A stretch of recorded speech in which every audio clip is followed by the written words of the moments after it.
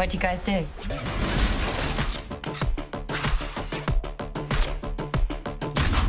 We're entrepreneurs.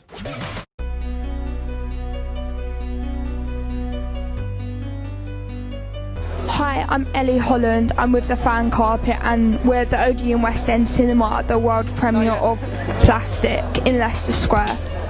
I like the idea that Frankie is an independent woman, and at the end of the film that we see her, instead of, you know, being a soppy, hopeless romantic, she stands on her own 2 feet and decides to pursue her own life, and I like that. I play Sam, who I suppose is the sort of ringleader of the group. He's sort of, I sort of pictured him as quite a controlling guy, and I guess that is because he's the ringleader. Everything has got to be very organised. He doesn't like sloppiness, he doesn't like mistakes, he doesn't like people talking about his business, and obviously that sort of all starts happening, and it all falls sort of flat on his face, and he has to suddenly pick up the pieces with Ferda and try and salvage something, which maybe he does, maybe he doesn't. Character is kind of the guy at the butt of all the jokes, and the guy who's always slightly getting it wrong, never really getting it right, goes along with everything, always going along with his friends, you know, and he's very loyal, and so he always gets into all this trouble, maybe doesn't want to, but always does, you know.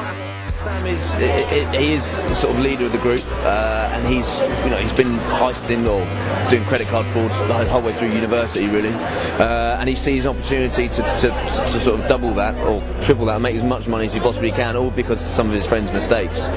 It's a huge risk element, but there's he knows that through the assistance of this girl that he's starting to really quite like, he could make himself set himself up for life. Can you tell us a bit about you and your role in the film? Yeah, my name's Ferda. I play the role of Tariq, who's a baddie, he's a henchman. He goes after the students after they do a credit card fraud and a diamond heist, and out in Miami, and I go after them. My boss sends me out after them in Miami. My character starts to become a bit kind of besotted with the young girl Frankie, and things progress from there. You know, it's exciting. We were split between parts of London and Miami, and it's always nice. I mean, do you know what? I love filming. I've been very lucky to film in all sorts of little spots and spots you don't even imagine to be shooting, and it's always a real treat and an honour to do what I do, because you end up in some amazing places. In the world, I mean, I know it sounds a bit London.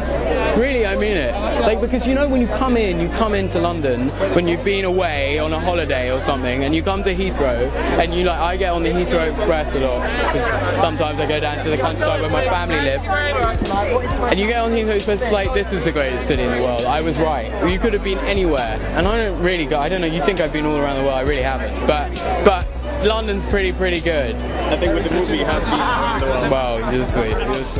How do you feel about your story being in the cinemas? Unbelievable, you know, just unbelievable, honestly. Especially, you know, it's backed by Paramount. They've done a great job. You know, the casting, amazing casting, young British actors. I just the British public should just get behind it. Just give us 1 minute, please, folks. Thank you very much. Lots of memorable moments on set. What are the most special ones? I've been very lucky to work with some fantastic people so far, and my most memorable moments, if I can keep this career going, that'll be most memorable. Sassy, naughty. 3 words I can describe the movie: fun, very fun. Can I have 4? Very fun, thrilling, and heartfelt. Full of heart. I think there's only one word to describe it: plastic. What's that atmosphere like on set? Well, in Miami it was fantastic. I mean, you know, you got the sun, sea, and Emma Rigby in a blue bikini, so it can't be that bad. And in London it was quite a tough shoot. We were filming at an old HSBC building, and there was a lot of stunt work involved, crashing through windows, and so you have to be pretty alert every day, and stay fit, as it were. All the film crew are just in jeans and a t-shirt, or as regards the night shoots, freezing our tits off in mountaineering jackets and what have you. Sassy.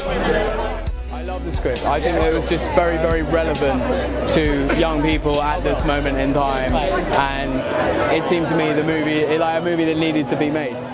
How much were you involved in the production of the filming? Pretty much from the start, from when the story was written, because obviously they needed my input then at the beginning, and then all the way from filming in Miami to London, you know, speaking to the cast, you know, explaining to them certain mannerisms, the way I acted. So yeah, pretty much from the start. Can you tell us how you found working with the director and the rest of the cast? Yeah, I mean, I've been following Julian Gilby's, you know, progress since he did Rise of the Foot Soldiers, and also he did a film called Rolling with the Nines, which I thought was very impressive.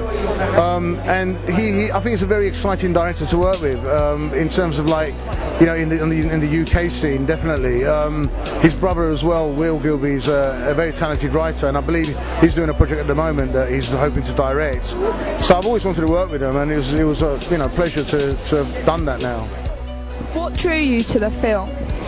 Working with lots of sort of Will Poulter and Alfie and Emma, and working with that sort of young cast, and because it was a change from what I've been doing at the time. So.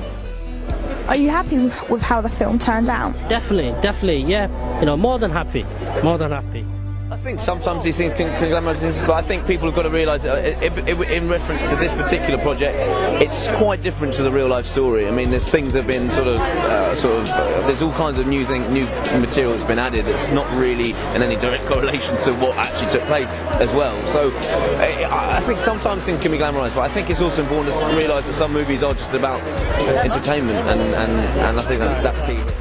I don't think this glamorises anything. What I think it does is it says no one is endorsing credit card fraud. And look, I'm the last person who would ever be able to do credit card fraud. I'm literally like terrified when I like accidentally take a glass from a pub.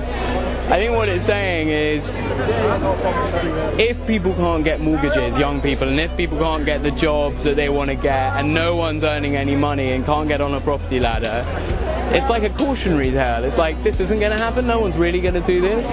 But if people aren't allowed to kind of thrive and get the jobs that they deserve to get and do what they need to do, then, you know what I mean? What does the rest of 2014 and 2015 hold for you? Well, I'm kind of anticipating, I'm waiting the release of a film that I did called Breakdown with Craig Fairbrass and James Cosmo.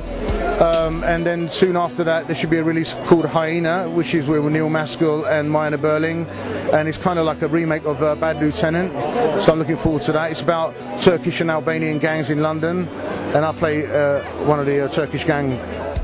What's going on is a film called Kids in Love that I wrote is coming out later on this year. Of course, I think Will and a few other. Will is in that, yeah. Can you tell us a bit about that, just quickly? It's basically a coming of age story. It's kind of it's the graduate in the 21st century, I guess. I'm a fan of Pacino, and I kind of like wanted to kind of channel him in for this character a little bit, actually. I don't know if that came across or not, but yeah, I'm a big fan of him.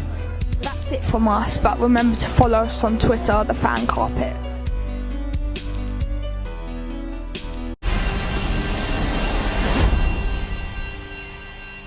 How much can we make?